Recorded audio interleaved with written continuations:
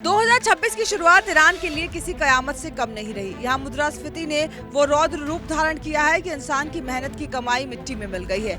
आधिकारिक आंकड़ों और फ्री मार्केट की हकीकत में जमीन आसमान का अंतर है। आज एक अमेरिकी डॉलर की कीमत लगभग 1,65,000 रियाल तक पहुंच चुकी है। अगर हम बात करें भारतीय रुपए से तुलना करें तो महज ₹1 लगभग 17,200 ईरानी रियाल के बराबर खड़ा है। गिरावट इतनी तेज है कि ईरान के केंद्रीय बैंक को 1 करोड़ रियाल का नोट जारी करना पड़ा, जिसकी अंतर्राष्ट्रीय बाजार में कीमत $7 है। बाजार में 1 किलो चावल की कीमत 32 लाख रियाल है और 1 किलो गोश्त खरीदने के लिए आपको 1 करोड़ रियाल की गड्डी थमानी पड़ती है।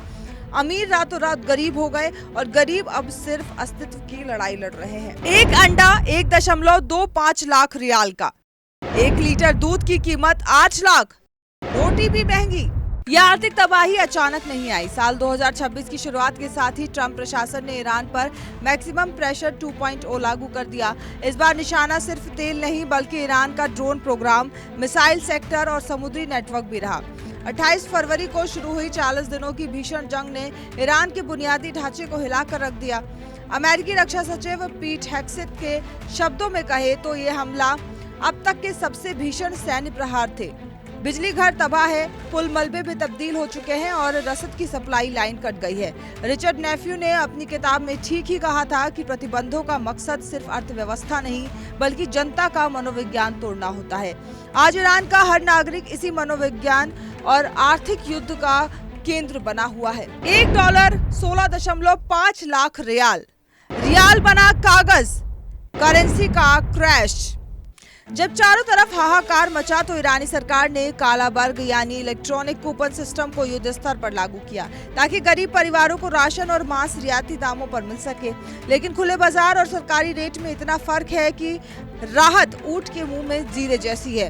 दिलचस्प बात यह है कि इस संकट में भी ईरान का शेतब नेटवर्क उसकी रीढ़ बना हुआ है। वीजा और मास्टर कार्ड से कटे होने के बावजूद ईरान ने अपना स्वदेशी डिजिटल बैंकिंग सिस्टम विकसित किया है।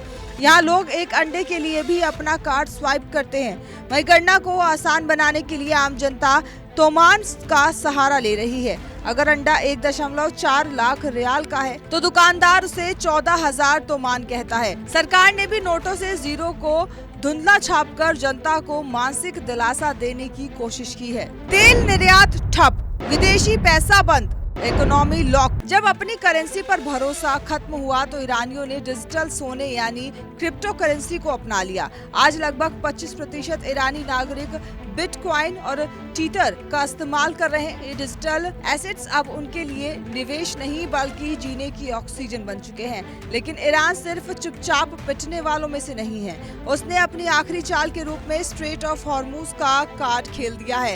ईरान ने धमकी दी है कि वह इस रास्ते से गुजरने वाले दुश्मन जहाजों से $2 मिलियन तक की पैसेज फीस वसूलेगा। अगर ईरान ने ग्लोबल ऑयल सप्लाई रोकी तो कच्चा तेल $150 प्रति बैरल के पार चला जाएगा, जिससे पूरी दुनिया की अर्थव्यवस्था में भूचाल आ सकता है। ये एक ऐसा दाव है जो अमेरिका को पीछे हटने पर मजबूर कर सकता है या फिर जंग को और भड़का सकता है। ईरान की ये तस्वीर गवाह है कि आधुनिक युग में युद्ध सिर्फ टैंकों और मिसाइलों से नहीं बल्कि डिजिटल वॉलेट और अनाज की बोरियों से भी लड़ा जाता है। लाखों लोग गरीबी रेखा के नीचे जा चुके हैं और संयुक्त राष्ट्र ने बड़े पैमाने पर अकाल की चेतावनी दी है। क्या डिप्लोमेसी की मेज पर ईरान को कोई संजीवनी मिलेगी या फिर ये आर्थिक बेड़ियां एक प्राचीन सभ्यता को अंधेरे युग में धकेल देगी? जाते जाते बस इतना ही कहूंगा।